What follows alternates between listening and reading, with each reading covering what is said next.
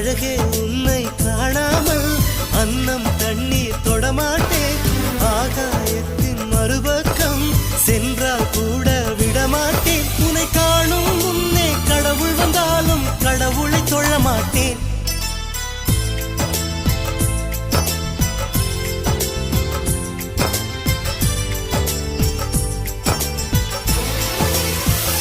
எங்கோ ஓர் சாலை வளைவில் உன் பிம்பம் தொலைந்ததடி.